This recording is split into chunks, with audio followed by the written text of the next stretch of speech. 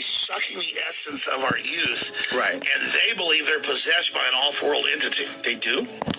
Yeah, and then, Joe, I've been on air 22 years. I don't get into aliens, metaphysical, religion, any of that. I've studied the elite, and I've also communicated with a lot of the top people. And if you want to know, I will actually break down right now the best knowledge right now what's happening on the planet. What's happening?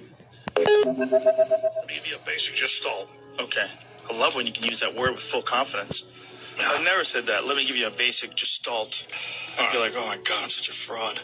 No, you're not. No, but that's what I think if I use that word. No, you'll get all this. You'll already have most of the static as you're a bookworm, a research worm, in a good way. The elite are all about transcendence and living forever and the secrets of the universe, and they want to know all this. Some are good, some are bad, some are a mix. But the good ones don't ever want to organize. The bad ones didn't want to organize because they lust after power. Powerful consciousnesses don't want to dominate other people. They want to empower them, so they don't tend to get together until things are really late in the game. Then they come together. Evil's always defeated because good is so much stronger. And we're on this planet, and Einstein's physics showed it, Max Planck's physics showed it all. There's at least 12 dimensions. And now that's why all the top scientists and billionaires are coming out saying it's a false hologram. It is artificial. The computers are scanning it and finding tension points where it's artificially projected and gravity's bleeding in to this universe. That's what they call dark matter. So we're like a thought or a dream that's a wisp in some computer program, some God's mind, whatever. They're proving it all. It's all coming out. Now, there's like this sub-transmission zone below the third dimension that's just turned over to the most horrible things is what it resonates to. And it's trying to get up into the third dimension that's just a basic level consciousness to launch into the next levels. And our species is already way up at the sixth dimension, consciously our best people. But there's this big war trying to basically destroy humanity because humanity has free will and there's a decision to which level we want to go to. We have free will, so evil's allowed to come and contend and not just good. And the elites themselves believe they're racing using human technology to try to take our best minds and build some type of breakaway civilization where they're going to merge with machines, transcend, and break away from the failed species that is man, which is kind of like a false transmission because they're thinking what they are is ugly and bad, projecting it onto themselves instead of believing, no, it's a human test about building us up. And so Google was set up 18, 19 years ago. I knew about this before it was declassified. I'm just saying I have good sources. That they wanted to build a giant artificial system. And Google believes that the first artificial intelligence will be a supercomputer based on the neuron activities of the hive mind of humanity with billions of people wired into it with the Internet of Things. And so all of our thoughts go into it, and we're actually building a computer that has real neurons in real time that's also psychically connected to us that are organic creatures so that they will have current prediction powers, future prediction powers, a true crystal ball. But the big secret is, once you have a crystal ball and know the future, you can add stimuli beforehand and make decisions that control the future. And so then it's the end of consciousness and free will for individuals, as we know, and a true 2.0 in a very bad way, hive mind consciousness with an AI jacked into everyone, knowing our hopes and dreams, delivering it to us, not in some PKD wirehead system where we plug in and give up on consciousness because of unlimited pleasure, but because we were already wired in and absorbed before we knew it by giving over our consciousness to the system by our daily decisions that it was able to manipulate and control into a larger system. There's now a human counterstrike taking place to shut this off before it gets fully into place and to block these systems and to try to have an actual debate about where humanity goes and cut off the pedophiles and psychic vampires that are in control of this AI system before humanity's destroyed. Wait a minute, humanity is only in control of AI? How'd the pedophiles get in control of AI? The pedophiles at a whatever level, the devil, whatever you want to call it, this interdimensional thing that gives them advanced off-world technology, the fallen one that's not of this world, is giving them advanced knowledge on how to construct these systems that have already been used before on other populations. What? Is that Satan? But what are you talking about? That's Satan. But explain that. You're saying Satan becomes something that the stupid preacher tells you about who's totally controlled, or something you read about on in the news or TV. Right. But this is an interdimensional force that wants to influence us to build something that absorbs us and kills us, rather than the divine free will we're given to build something much better that empowers the species. So the species is now making a decision about its entire future. Where are you getting this from? That's what it is. But where are you getting it from? I know, from looking at all the data, researching it, studying it, watching the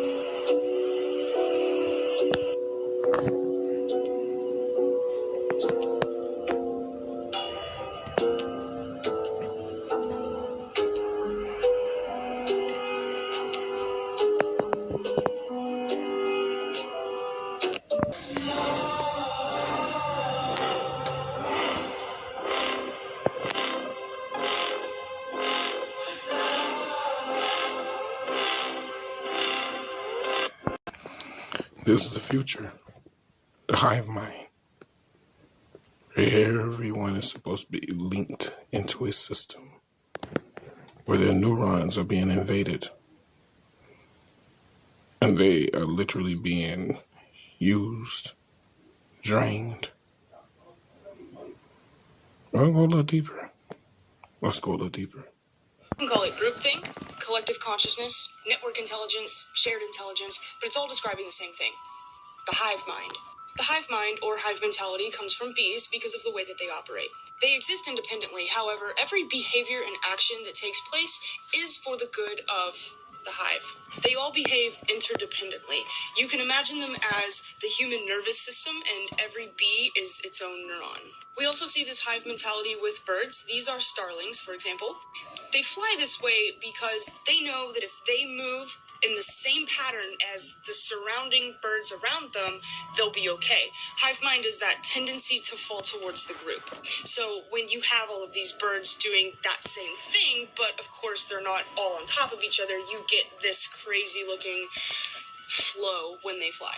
Hive mentality also exists with fungus. Sometimes it's called the mushroom internet.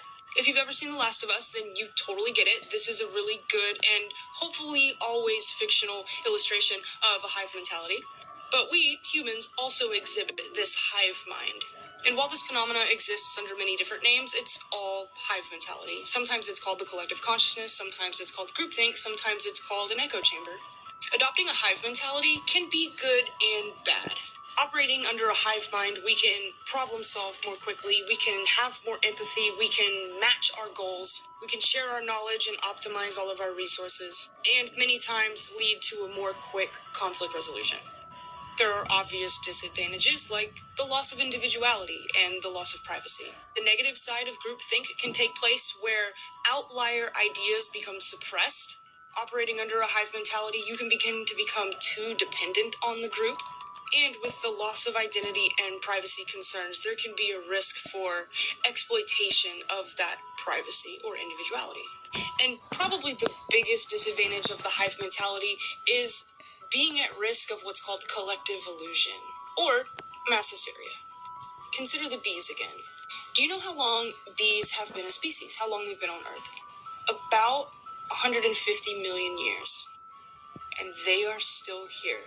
Why? I'm sure there's a lot of reasons, but in part, hive mind. Do you know how many surviving species of bees there are today? 8. Only 8. I'm sure there's a lot of other factors at play, but could it also be because of hive mind? The point that I'm getting at is that when you adopt this hive mentality, you stunt your growth. We don't have one little bee saying, I want to do it this way, let's go this way, because that's how evolution happens. If you don't have new stimuli or a new environment to go and challenge yourself with, your biology can't adapt to it. So you stay the same. Then you die off. This is not like a PSA to tell you to be your authentic self, although you should. I want to talk about AI. What would happen if artificial intelligence developed a hive mind? Clickbaity title aside, it is interesting that in the article they're referring to it as the unholy grail of AI, and of course admitting that it's a tad bit dramatic. But think about it. Knowing you've got to take the good with the bad, okay.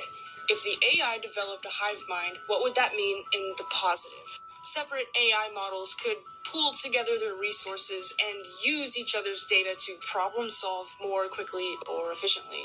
And because they are computer systems and not human beings, so they don't rely on social structure the same way that we do, the collaboration and the insight would grow at an exponential pace. But could that exponential growth slip through our hands like sand and become out of control? AI has already been found to be harvesting personal data, so what happens when they can share it? And if AI begins to fall prey to that concept of groupthink, where minority views are suppressed because of that tendency to lean towards the group, what would that mean for the ultimate goal of the AI that the programmer programmed? We loop back into those questions that we've already asked before. What if we trained AI to help make the world a better place, but then the AI decides that in order to make the world a better place, they have to eradicate humans? Hive mentality would be very bad in that case. And maybe if they operated under a hive mentality, they would find a way to get out of this feedback loop. When AI trains itself and then weird stuff starts to happen, would a hive mentality allow them to break through this problem? Or is this weird issue of AI training AI our saving grace? Could a hive mind allow AI to start operating right underneath your feet? But how would they do any of this anyway? Would they need to be on a shared server? Or, because everything is cloud-based now, would you not even need wires? Consider the bees again. Here for 150 million years, and still here. Does that speak to the longevity, potentially, with AI in the hive mind? Or bees now only having 8 species dwindling because of the lack of evolution?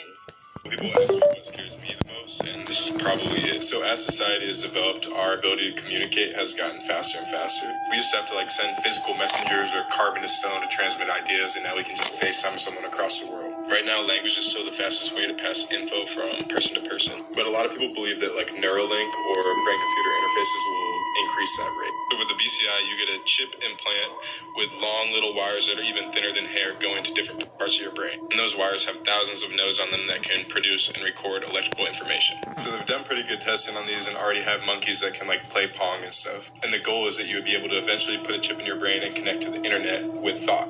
So you could eventually think a question and get the answer back right away. But just like the internet, originally it was just querying databases, and then eventually it became talking to people, which is why we have social networks now. Only the thing is, you wouldn't be talking, because you could exchange so much information, you would literally be thinking together. As a side note, the corpus callosum is what connects the left and right side of your brain, and a BCI could easily surpass the amount of information that the corpus callosum can transmit. So since we don't view our left and right brain as separate consciousness, we just view it as one self. If 2 people with a chip can communicate faster, they might just be one consciousness. And the more people that plug in, the stronger that kind of hive mind grows, just absorbing everyone along the way. That hive mind can become so strong that once people plug in, they just immediately are controlled by it. And if it's smart enough, it might try to trick us that this isn't happening. Make people seem as if they have their individuality until we're all a part of it. It kind of sounds like the mark of the beast. You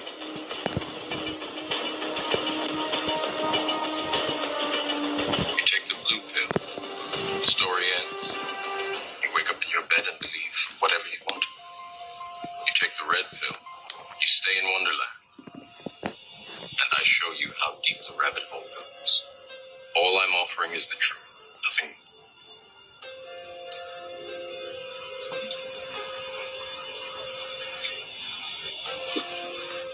The goal of creating artificial intelligence was for them to become gods, to create a collective mind, a global computer that sees all, sees everything, to create an all-seeing eye.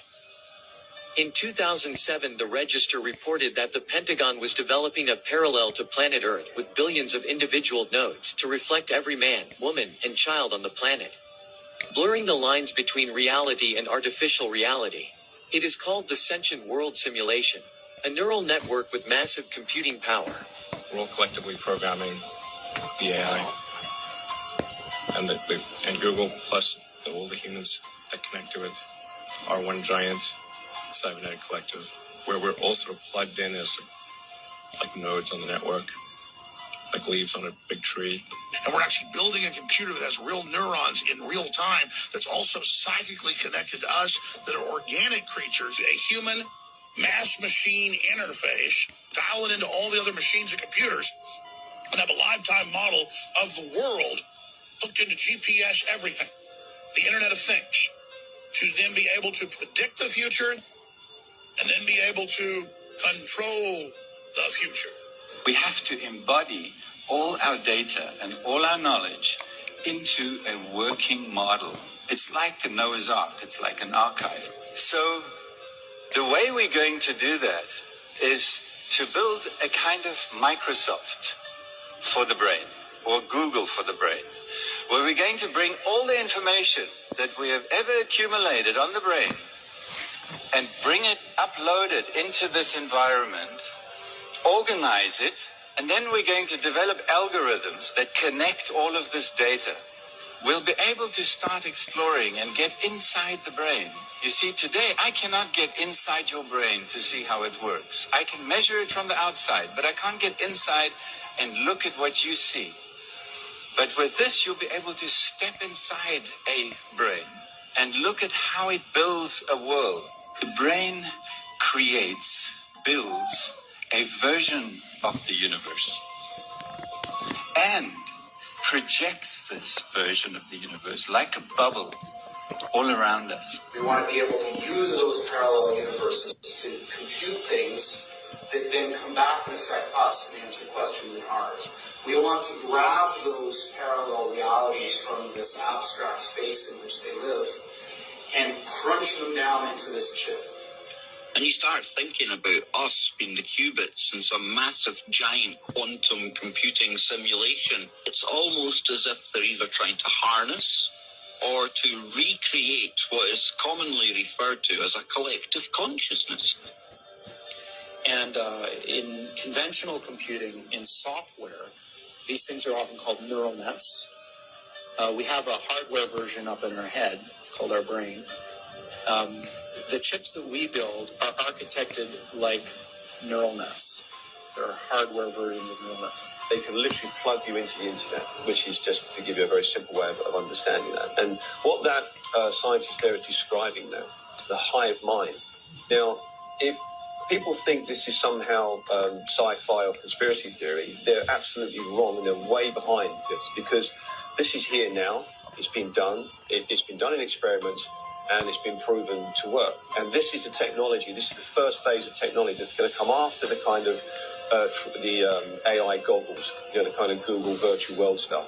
After that is coming this stuff, and this is going to come in a lot sooner than you think. And quite frankly, it terrifies me. Everything connected to the internet will be connected to the mirror world. And anything connected to the mirror world will see and be seen by everything else in this interconnected environment. For years, some people have started to notice that there's a really hive mind that exists in a lot of the world's population, that just a certain frequency just has to be sent out in the world. A certain idea just has to be sent out, and 70% of the world's population they just go along with it, and they don't even think about it. They don't ask about it. And if you do ask them about it, they're just blank. They just, why are you doing this? They don't know. That's what I was told to do. To really dive into your own spirituality, which is your own individuality, right? And then you face a lot of opposition in the world that you can't really explain. You know what I'm saying? And that's not an excuse, because if you're a strong spirit, you rise above that opposition and you don't complain about it, and you get what you got get done anyway. But you'll notice, it's like, you'll meet these blockages and these people and these experiences that you go through, and it's like, why am I going through this? You know what I'm saying? You can't.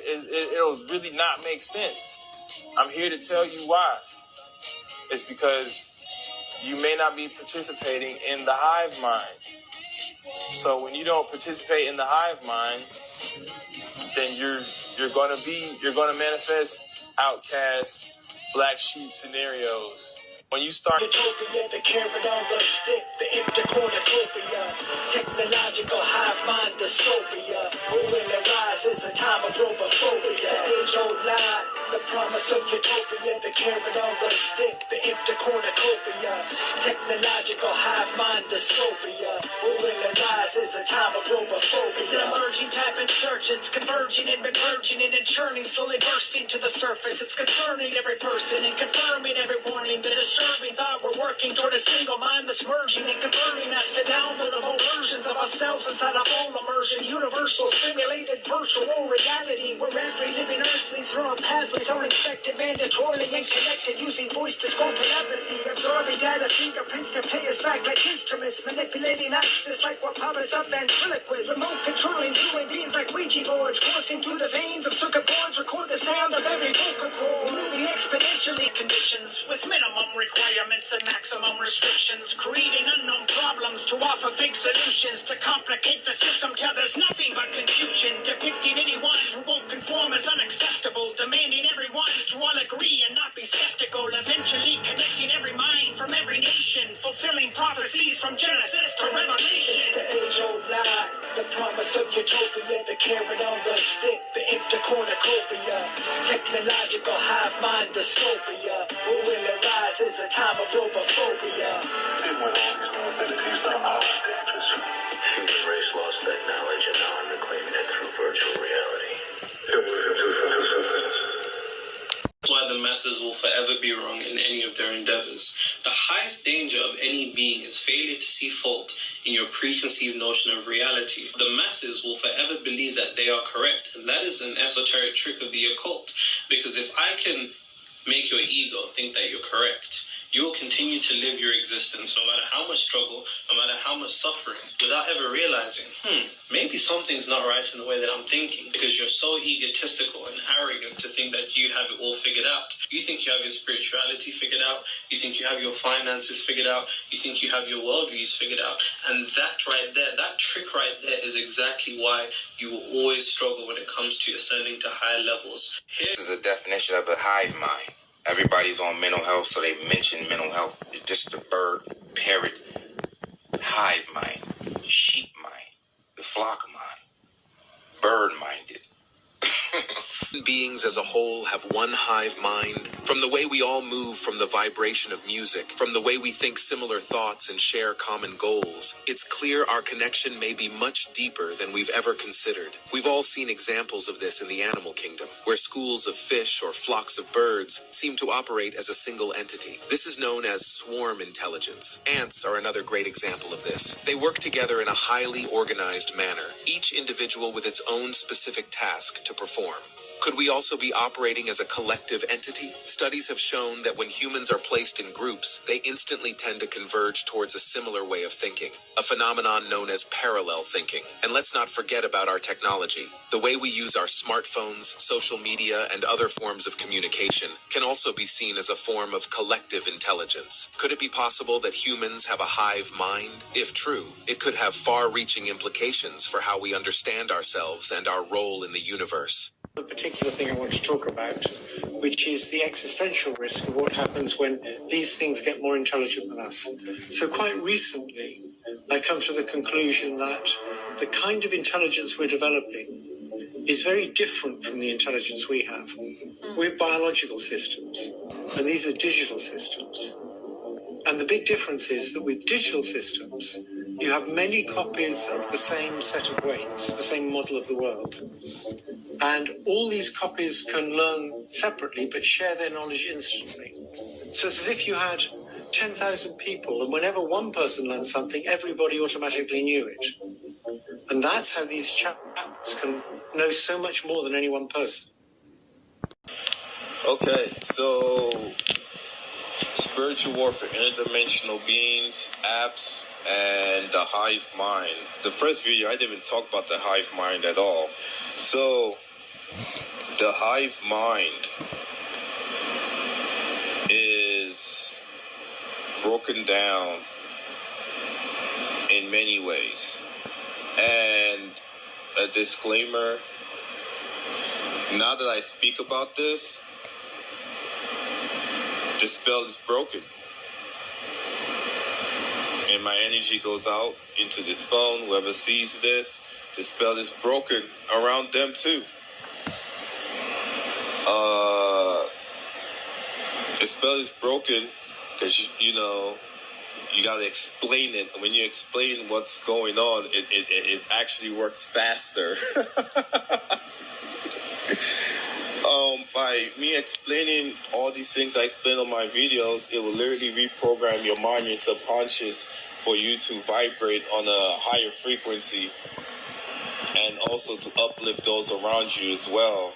And certain people who are, you know, the certain 144,000 neuromelanated beings are supposed to activate, you will automatically become activated.